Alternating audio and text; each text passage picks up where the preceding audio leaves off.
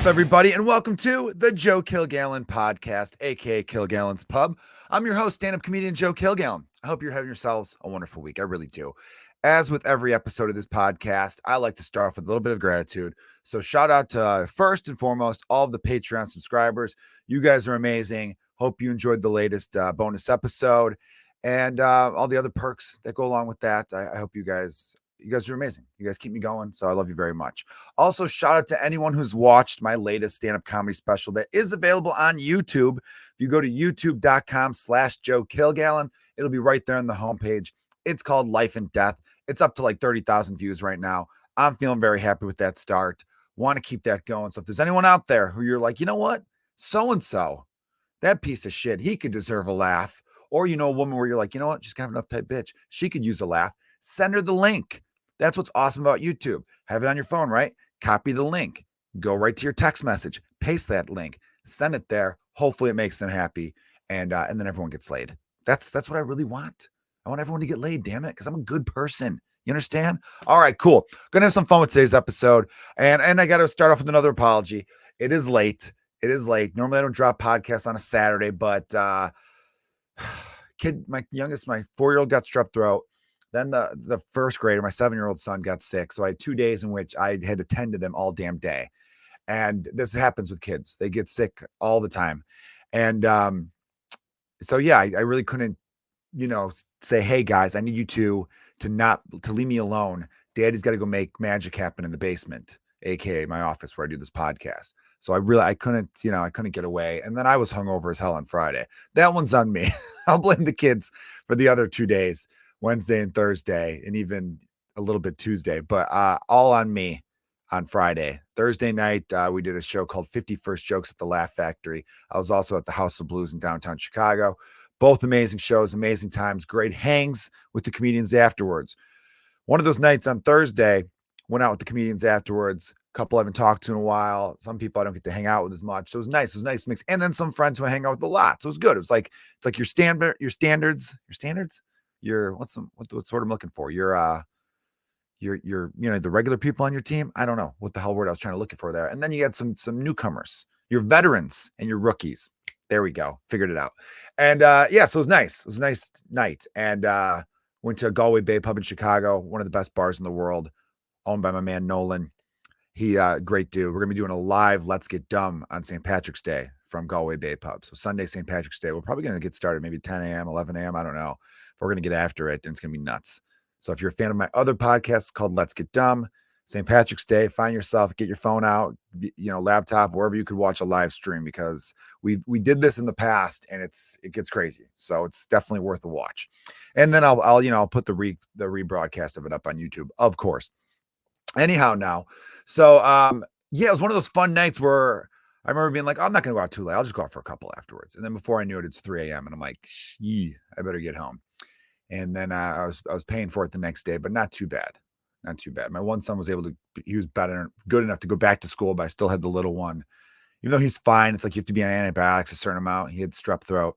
So, all right, enough of that shit. I did my apologies. I did my thank yous. Let's get into the meat of it. Today, I did this. I did the polar plunge for the Special Olympics. It's to raise money for Special Olympics, which is a great organization. And so shout out to Heather May from the Drop Comedy Club in South Bend, Indiana. She put together with a bunch of other comedians where we were like a team. I've done stuff with the Special Olympics in the past, so I always like to support that cause whenever I get a chance to. Never done the polar plunge before. I'm like, why not? I'll head out there, jump in some cold ass water, head back because I got a show tonight in on the south side of Chicago. So I was like, all right, let's do it. I'll tell you this, not that bad. Not that bad. I can't I've seen people do the polar plunge into like lakes, and I think that's probably worse because this was more controlled. It was cold outside. It was snowy. It was 35 degrees out. Don't get me wrong. It wasn't great. But you jump in. I went with the can opener. You get the knee up. Cannonballs both knees up like this. Can opener, one knee up. You got to have yourself on a little bit like a 70-degree angle, right? And that way and I did. And for whatever reason, she wanted us to hold balloons with the comedy club's name on it, I think, to jump in with them. And mine popped on impact. I've got some density. on certain days. And today I was a little denser than normal. So I think I kind of elbowed the thing down with me and it went underwater and it popped under the water. Everyone else's balloon was fine, but mine was popped. Banged my hip off the bottom of the pool too. So it's just a big pool that they made colder, or it was just outside in the cold, so it was naturally cold. I don't know. It's for a good cause. Here is where I'm going to get a little bit like, what the fuck? Part of it was they go afterwards, there'll be a lunch. There'll be lunch for everybody. You're thinking, oh, great, sweet, free lunch. Awesome. Raise money for a good cause, get a little lunch. Sounds good. Also, shout out to Manuel Rodriguez hooking it up, man. Thanks for the donation. Awesome of you. All right. So, and I'll be seeing you in Arizona. Also, guys, I'm throwing this plug in again. Arizona, March 22nd, March 23rd, Mic Drop Mania, Chandler, Arizona. Come spring training during the day, comedy shows at night. Jonah Jerkins, my co-host from Let's Get Dumb, is going to be there. I think we might be bringing our producer, Austin, to film some cool content stuff. It's going to be a hell of a time. So if you're in the Arizona area, come on out. You don't need to. If you're in New Mexico, I expect you there, damn it. All right, whatever. So here's where I get upset, right? We do the polar plunge, and that's great, raising money for a great cause. You get a free lunch afterwards. All right, nice. You're not expecting like, shrimp skewers and bacon wrapped scallops and, shrimp cocktail and little things of steak or little mini burgers. Although mini burgers would have been nice. I wasn't expecting anything crazy. But what I got was just like, don't even give us food if this is the choices. For the first time in my life today, I had Papa John's pizza. And let me tell you, horrible, awful, easily the worst pizza chain pizza I've ever had in my life. And am I a little snobbish on pizza? Sometimes, but I'm usually pretty cool about it. You have to really suck for me to give you a hard time. And you have to be a corporation for me to shit talk you on a podcast. If this was some mom and pop pizza place that was providing free pizzas, I'm not going to say anything bad about them, right? Maybe they had a bad day. It was too big an order for them. It wasn't their regular quality. But Papa John's, you're a national chain. And what you provided was just absolute dog shit. It was just right when I opened up the box, because I was one of the first in line for this free pizza. Right when I opened up the thing, I was like, whoa, this doesn't look cooked all the way. This just looks bad. The sauce has like pink in it. Ugh. But like you're hungry, right? I didn't really eat much of a breakfast. So I'm like, I'm kind of hungry. How bad could it be? This pizza, I remember hearing one time I heard someone say Papa John's is better than Little Caesars, like at a bar. And I didn't get into the argument because I never had Papa John's before. But now I want to go back in time, find that person and be like, what the fuck is wrong with your tongue? Huh? Were you born sans a tongue? How do you like, ugh. Little Caesars might as well be a Michelin restaurant. We're talking 5 stars. Little Caesars might as well have been the place that dude in the Bear worked before he started making Italian beefs for this dumb family. That's like how great Little Caesars is in comparison to Papa John's. Like Papa John's and Little Caesars shouldn't be said in the same sentence. Papa John's and any of the other chains. I mean, Domino's, way better. Domino's has actually gotten pretty good. Pizza Hut fucking jizzes all over Papa John's. It's so awful, dude. I'm mad and I'm sad. Mad and sad because I know I do stand-up comedy all throughout this country of ours. And sometimes the only pizza you see in certain towns is Papa John's. And I feel sad for these people. I'm mad at Papa John's for providing such garbage quality, but I'm sad because these people don't know otherwise, right? They probably think this is good pizza. It's good pizza. Is this our pizza? This is our pizza. Well, then I like it. It's good pizza. And it's like, it's not good pizza. You've been fucking lied to. You've been duped. You've been suckered. Okay. There's a whole world out there, phenomenal pizza. And this is not it. These assholes. And what do they advertise? What's Papa John's big slogan? Papa John's, better ingredients, better my fucking dick hole, my friend. The inside, I actually wouldn't want anyone doing that. The inside of my asshole tastes better than Papa John's pizza. I'll just say that. Better ingredients. How about, and talk about, I don't know, is there any pizza chain that has more commercials than Papa John's? I don't think so. Little Caesars, Domino's, Pizza Hut, I don't see them advertise nearly as much as Papa John's does. And it's always better ingredients. And they always have like Shaquille O'Neal or fucking Peyton Manning. How about this? How about you cut your commercial budget in half? Start and taking that money and invest it in legit better ingredients. Hire new fucking chefs. Hire someone who has some sort of a background in Italian cuisine, pizza in particular, right?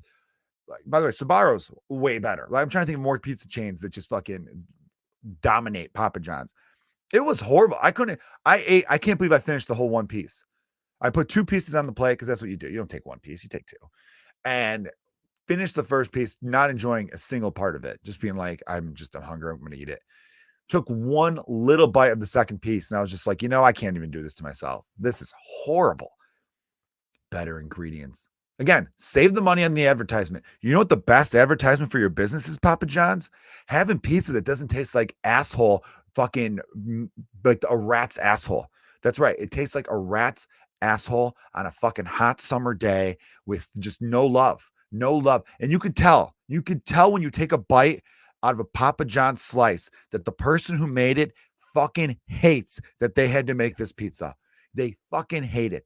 They can't stand their job. They can't stand anything about it. They hate their life. On their ride over, they thought about suicide so many times.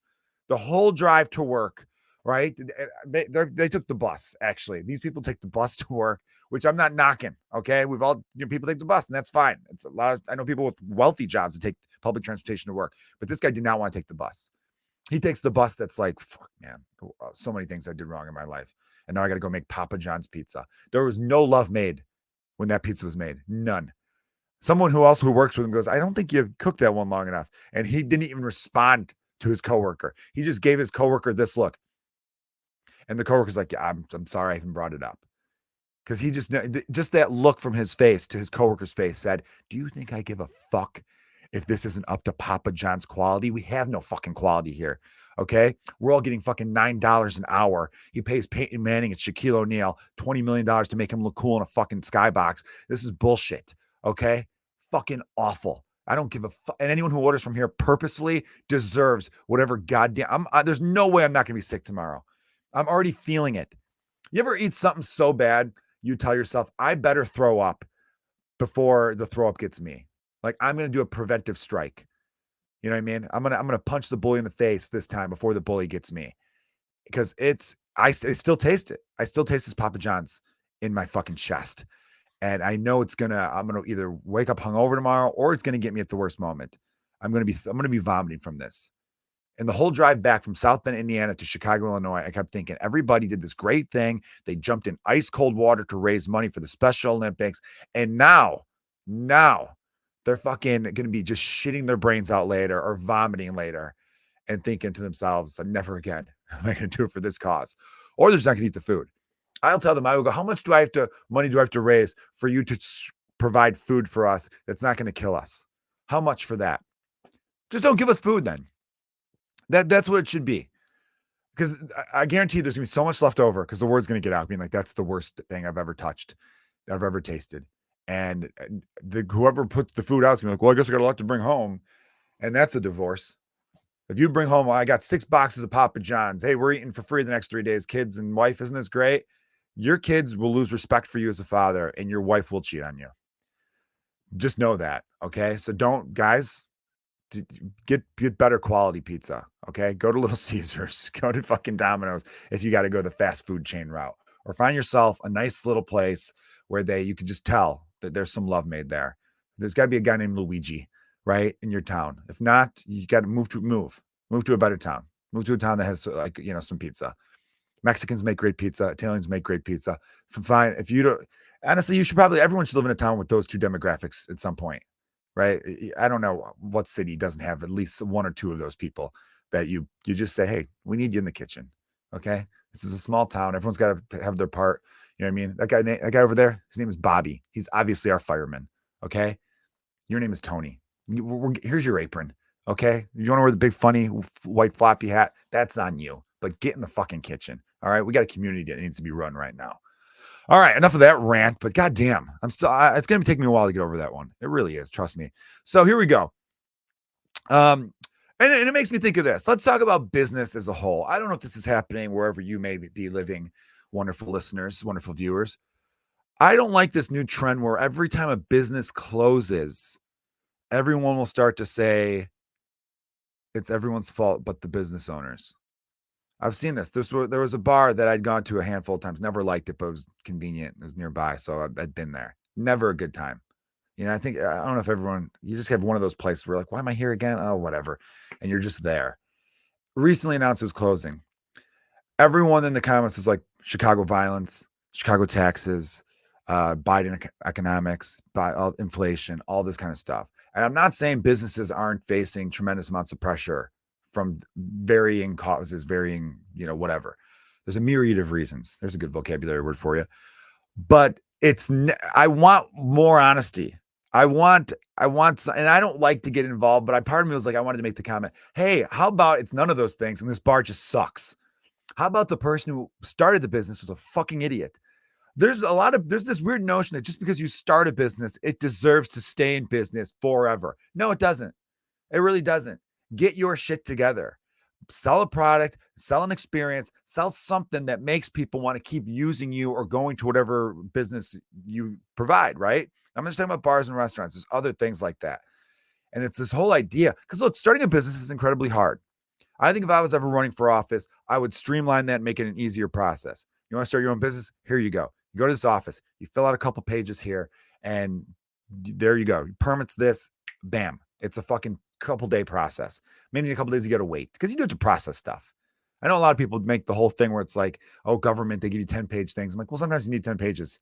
Okay. Because there's liabilities here. If I open up a freaking hot dog stand and it turns out I'm feeding people pig penis when it's not supposed to be pig penis, maybe it is though, and everyone gets sick and dies, I should be held responsible, right? There should be a process in place to make sure I don't do things like that. I got to take some tests and do some things. Anyhow, but like it definitely should be a way easier process and to encourage more of that kind of thing. We want more people opening up businesses and things like that. But in the same regard, it's supposed to be hard. You want to be your own boss, then it should be a difficult thing. I'm not saying it has to be necessarily hard, but it's not supposed to be easy. It's not supposed to be a cakewalk. And I know there's some people who kind of had this idea where it's like, you got to support local business and it's a shame that business closed and all that kind of stuff. And it's like, first of all, yeah, support local business, but it's not a shame that business closed. It was a bad business. Can we start putting the blame on the people who are running the business? Because it's not like they were surprised by all this outside stuff. You know what you were getting into. I think the problem is a lot of people pictured running a business to be like this. Oh, this is gonna be fun, blah, blah, blah. I know it's some work, but it's something I've always wanted. Then once you get involved with it, you realize there's a lot of little things that aren't fun. And then you start to understand, oh shit, maybe this isn't for me. And then, but you go, but I can't quit now. I can't quit now. But sometimes you can quit now. Do yourself and everyone else a favor and quit when you discover it's difficult. Or not that when you discover it's difficult, but when you discover it's not the right fit for you. Maybe you don't quit right away. Cause now I'm thinking this through. I'm like, I'm not pushing quittership on everybody, but like, I think a lot of people stick things out because they're worried about how they're perceived. They don't want to be perceived as a quitter. They want to be perceived as someone who gives up. And I think it's refreshing when I meet people the other way. Every now and then, I did this great show with, shout out to Pat Tomasulo and Kristen Toomey last night in Rosemount, Illinois, for the mayor of Rosemount, which is a suburb that's like right on the border of Chicago and O'Hare Airport. And we were talking, we were hanging out after the show for just a little bit. And Kristen Toomey was talking about all the different jobs she's had, and some of which where she was just like, this isn't for me. I'm not going back again. And I'm just like, all right, that's refreshing to hear. When you follow up with someone going, hey, what was that big thing you were so excited about? How'd it go? I thought it'd be one thing. It was totally not for me. Cool. I kind of like that you realized you stopped wasting your time. You were efficient about it. That's a good thing too. Because I definitely think a lot of these business owners, they get into it, think this is going to be great. Then they have a couple employees that they thought would be the ones. And then those employees aren't that great, or they call in sick too often. And then they realize, oh, I have to do work. That's what oh man, I have so much respect for business owners that have no problem picking up a broom. No problem. There was this great bar in the South Loop of Chicago called The Scout that was around for a while. That actually closed for some good reasons. That area got hit with a lot of during the riots of 2020 and some things like that, and had been there for a while. And I think he was just kind of over the whole process. No biggie. That guy was running a super successful bar, and he would be successful in anything he was doing. So the dude, Chris was his name. And I remember seeing him sweep up. He's like, any bar owner or any owner of any business that thinks they're too good to pick up a broom, fuck them. I'm like, hell yeah, dude. Right. Because they were busy. Staff was killing it. And he knows it. He saw his staff killing it. They're running around. They're doing all sorts of great stuff. So he has no problem helping them out. I see businesses, not just at bars and restaurants, but other things where you're like, you could help them. You could pick up the fucking phone. The worst is when you have the restaurant owner checking on the table, being like, is everything okay over here? And I'm like, actually, it would be better if you were doing something, because I've watched our server. She's slammed right now. And I watched you standing over there playing with a toothpick.